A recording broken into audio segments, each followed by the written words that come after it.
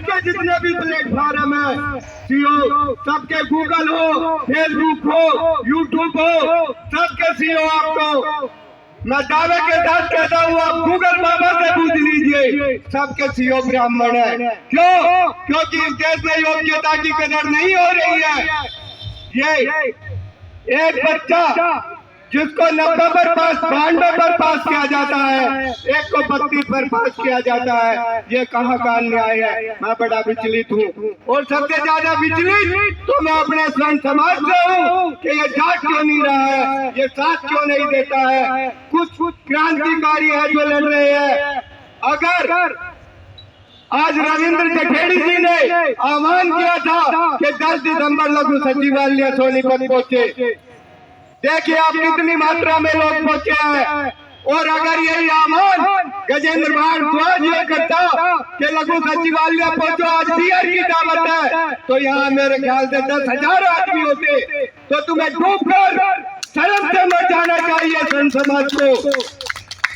ये मेरी लड़ाई नहीं है, ये रविंद्र जखेड़ी जी की लड़ाई नहीं है, ये आचार्य गितेश जी की लड़ाई नहीं है, ये हम सबके बच्चों के भविष्य की बात है। उनके बच्चों को हमें उनके भविष्य को बचाना है। हमारे बच्चे आज आरक्षण से पीड़ित होकर आत्महत्या करने के लिए मजबूर हो रहे हैं, क्योंकि वे इतना पढ़ने के बाद भी 90 नंबर लाने के बाद भी उन्हें रिजल्ट नहीं मिलता, वे पास नहीं होते, उन्हें एडमिशन नहीं मिलता।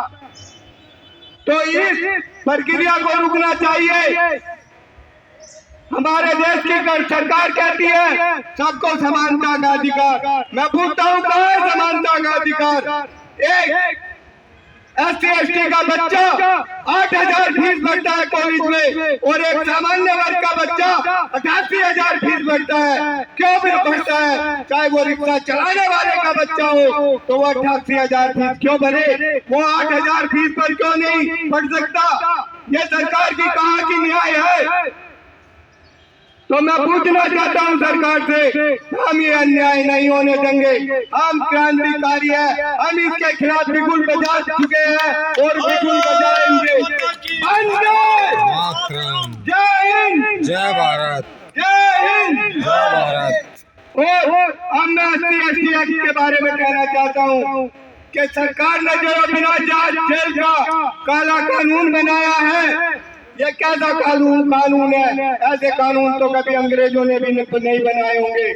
हर कोई भी अगर जुर्म होता है तो पहले उसमें जांच होती है, पर ये SC/ST एक्ट ये कैसा कानून है जिसमें कोई जांच नहीं, सिर्फ पहले जेल भेजा जाएगा, बाद में जांच होगी।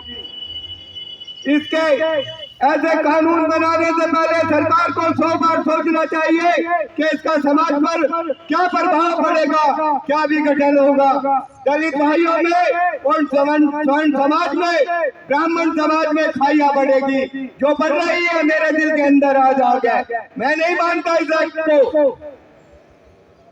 तो मैं कहना चाहता हूँ कि ये देश में जो जातिगत राजनीतियां हो रही है, ये जातिगत राजनीति करने वाले नेता समझ ले और अच्छी तरह जान ले कि आज तो ये आम स्वर्ण समाज के ऊपर बीत रही है, आने वाले समय पर ये इन पर भी बीतेगी, ये स्वर्ण समाज के नेताओं पर भी बीतेगी। इनकी कुर्सी पर लात मार के इन्हें गिराया जाएगा। जो समाज है वो इन्हें धक्के देकर इस कुर्सी से उतारेगा, क्योंकि ये तब तक इन्हें इतना सर पर चढ़ा चुके होंगे कि ये किसी की मानने वाले नहीं होंगे। मैं चेताना चाहता हूँ सरकार को भी कि एक अति होती है, उस अति को बंद कर दीजिए। स्वर्ण समाज के साथ इतने भेदभाव वाले कानून, इतने जातिगत आधार पर देने वाले लाभ उसे वंचित करना स्वर्ण समाज को ये सही नहीं है। आपका नारा है सबका साथ सबका विकास, तो सबके साथ सबके विकास में ब्राह्मण, भूमिया, त्यागी, ठाकुर, वैश्य ये कहाँ है? किस लाइन में खड़े हैं? कहाँ है इनके लिए सामान्य का अधिकार? एक बच्चा 92 पर पास होता है, दूसरा 32 पर उसको मेरिट मिल जाती है। नौकरी में आरक्षण, ग्राम पंचायत में आरक्षण, हर सीट पर आरक्षण। एक बात मैं पूछना चाहता हूँ, ग्राम प्रधान में चुनाव होते हैं, एक सीट पर जब एससी की सीट आती है तो एससी लड़ता है, ओबी की सीट आती है तो वो ओबीसी लड़ता है, पर जब सामान्य सीट आती है तो वो सीट सरकार भंडारा क्यों बना देती है? क्यों सीट पर सभी समाज के लोग लड़ते हैं? क्यों नहीं ये कह दिया जाता कि ये सामान्य सीट पर इसमें है, केवल इस पर सामान्य सीट का आदमी लड़ेगा? तो क्या ये अन्याय नहीं है?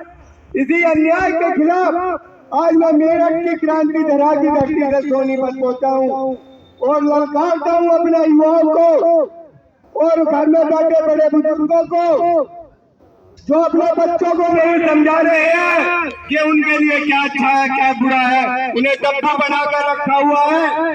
मैं उन्हें समझाना चाहता हूँ, निकलो घरों से बाहर और अपने हक की लड़ाई लड़ो। ये नेता जो 8-8 पेंशन ले रहे हैं, जो 4-4 पेंशन ले रहे हैं, ये तुम्हारा हक दिलाने वाले नहीं है। तुम्हें अपना हक लड़कर लेना होगा। मैं राजनीतिक आदमी नहीं हूँ, ना मुझ पर इतना बोलना आता है, पर जो मेरे दिल में था, जो मेरे दिल में आ गया वो बोल दिया। और अपने समाज के लिए, स्वर्ण समाज के लिए, क्षत्रिय, ठाकुर, ब्राह्मण, वैश्य, भूमिया, त्यागी, मैं सबके लिए कहना चाहता हूँ कि अभी भी समय है, जाग जाओ, वरना तुम्हारे लिए अभी तो तुम्हें हर चीज से वंचित किया जा रहा है, आगे तुम्हें देश निकाला भी दिया जा सकता है। तो मैं कहना चाहता हूँ, मैं समझा रहा हूँ अपने समाज को, समझ जाइए अभी भी। उठो मेरे नौजवानों और मेरे बुजुर्गों, अपने बच्चों को घर से निकालो और अपने हक की लड़ाई लड़ने के लिए उन्हें तैयार करो। मैं बस आज इतना ही कहना चाहता हूँ और लास्ट में कहूँगा कि आज मुझे यहाँ पर बहुत दुख हुआ है संख्या देखकर। जिस चीज का प्रचार इतने दिन से हो रहा है, 10 दिसंबर लघु सचिवालय सोचो आरक्षण और SC ST के रोड में आप देखिए यहाँ कितने लोग आए हैं, सोनीपत से कितने लोग आए हैं।